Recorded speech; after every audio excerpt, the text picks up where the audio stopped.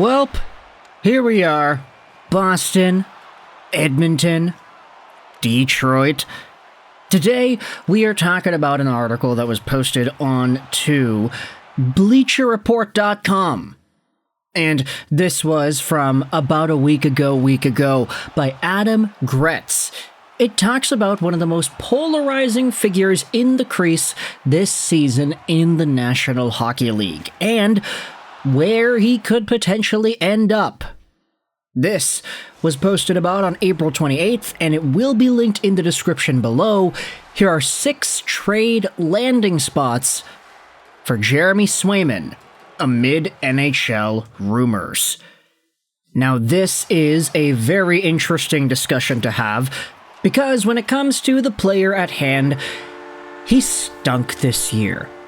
And I was in a position where I took him with my first round pick in one of my main fantasy draft leagues. I was drinking the juice. I thought that this guy would be able to sustain the level of productive hockey that he had last year. He was my first round pick in a fantasy league of 16 different teams. It's a keeper league too. So the pool wasn't already amazing to begin with, and in my first round pick I took Jeremy Swayman. 2 years ago with the Bruins, Swayman had a .920 save percentage. Last year, a .916. This year, an .892. He fell off a cliff, and he signed on till the end of 2032, making $8.25 million a year. Now, one bad year can be seen as one bad year. Maybe the Boston Bruins are better than this. Maybe they are better in front of Swayman. Maybe Swayman is better than this statistical breakdown would indicate. .892 save percentage. So amazing. First round pick. Okay, I gotta get over my fantasy this year. But Swayman is in a spot where the Boston Bruins could reasonably force a trade if you wanted to say they could be looking to change things up. This is what the article on BleacherReport.com goes out there and writes about. After a bitterly disappointing 24-25 that saw him finish with one of the worst records in the NHL, the Bruins need a reset. They might not need a full-scale rebuild, but a change could help them get moving in the right direction. One of the biggest issues they had this season was the fact that their goaltending took a gigantic step backwards from previous years. Was Jeremy Swayman's performance this year a fluke? Or is it a sign that the Bruins made a poor investment by signing him to an 8-year, $66 million contract? No matter what it is, if the Bruins were looking to get out of the deal or simply make a change to their core, they have 1 year to consider moving Swayman before a no-movement clause kicks in during 26-27. Sportsnet's Elliot Friedman has speculated that teams around the league may kick tires on the Boston netminder on his 32 Thoughts podcast. With that in mind, let's dive into 2 of the 6 teams that Gretz writes about here in this Swayman article. This is what he says about the Detroit Red Wings, the 3rd out of 6 teams. Speaking of teams under pressure but starting to get better, let's talk about Detroit. They've missed the playoffs 9 years in a row, with 6 of those years coming under GM Stevie Y. Everybody in Detroit has been patient, but some of that might be wearing thin, especially after they did so little at this year's trade deadline. There are a lot of problems all over the roster, from their 5v5 offense to their overall defensive approach to the fact that they simply haven't found a steady answer in goal. The Red Wings do have 2 veterans, Peter Mrazek and Cam Talbot, under contract for a couple of years, and they have some strong goaltending prospects coming through the system, with Sebastian Cossa leading the way. That might not make them an ideal landing spot for Jeremy Swayman, but neither Talbot nor Mrazek is any short of a long or short-term option. While prospects in goal can be extremely hit or miss, projecting their performance over the long term is an exact science. Even if Cossa does pan out, having 2 good goalie options in the NHL for the long term isn't a bad thing.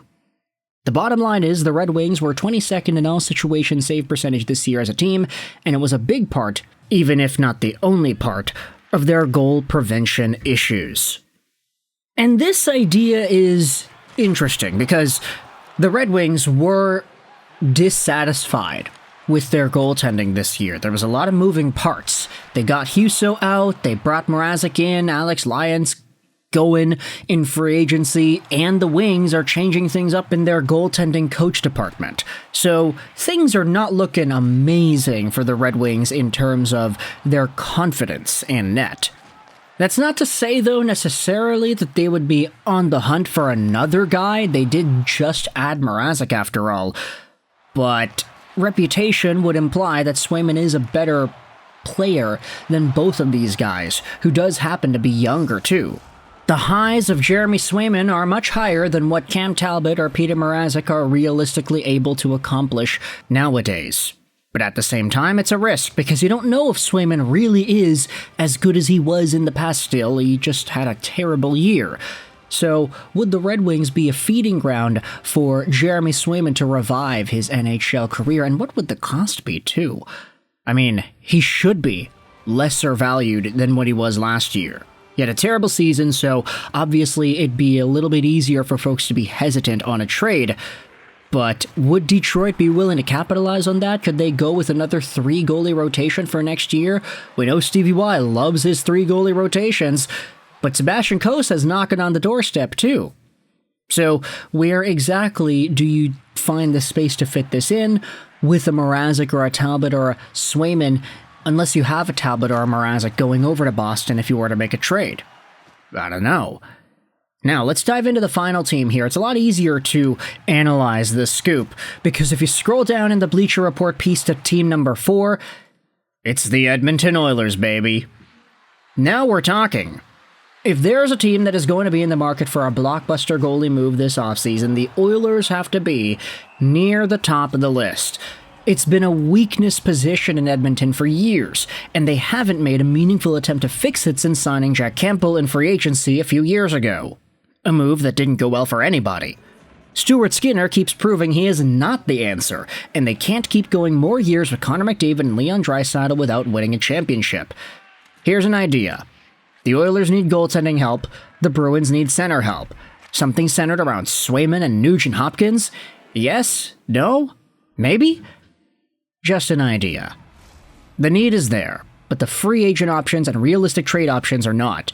It would be a name worth exploring if you are the Edmonton Oilers.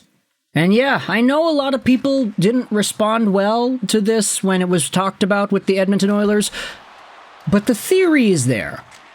Cal Pickard right now is undefeated in the NHL playoffs, knock on wood that continues tomorrow against Vegas, but Edmonton has had such notable goaltending problems. Stu Skinner sucks. Cal Pickard was an AHL guy just a few years ago. And there isn't really any consistency that you have with the guys that you decide to be the guy. Jack Campbell didn't pan out. Stu Skinner definitely didn't pan out. I think this guy, the fact that he's from Edmonton helps his case a lot, because I don't think anybody's really going out there and expressing much confidence in Stu Skinner nowadays. He has been so bad.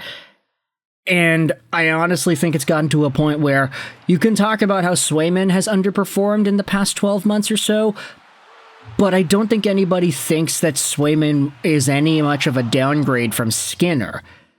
Right? I don't know. Stu Skinner did lead the Oilers to the Stanley Cup Finals last year, and goaltending didn't technically lose them the Stanley Cup. But it's just everything that we have seen at the beginning of these playoff runs and everything, it's been so tough on Skinner. Swayman would be an interesting option. Now, I don't know if a trade for Ryan Nugent-Hopkins makes sense in Edmonton's POV. The Nuge has been in Edmonton since 2011. They know everything about him there. They love him there, and he is a reasonably attractive center option for Boston, but still, I don't know if Ryan Nugent-Hopkins is number 1 center material. Like, he would be that in Boston. He'd be over Elias Lindholm, but I just don't know if the Nuge is like a 100-point player without McDavid, Draisaitl, and everybody else feeding him up. He'd just be maybe even a slightly better version than Lindholm, but That's just me talking here. You can let me know your thoughts in the comment section below. Do you think this is a trade worth exploring? What are your thoughts on the other options if you were not to trade Nugent-Hopkins? What are your thoughts on the Red Wings potentially getting involved in the Swayman conversation? Boston fans, Detroit fans, Edmonton fans, let me know in the comment section below. What do you think? Articles linked in the description if you want to see the other 4 teams that are listed as Swayman trade destinations. I hope you enjoyed this video. Sign on, and bye.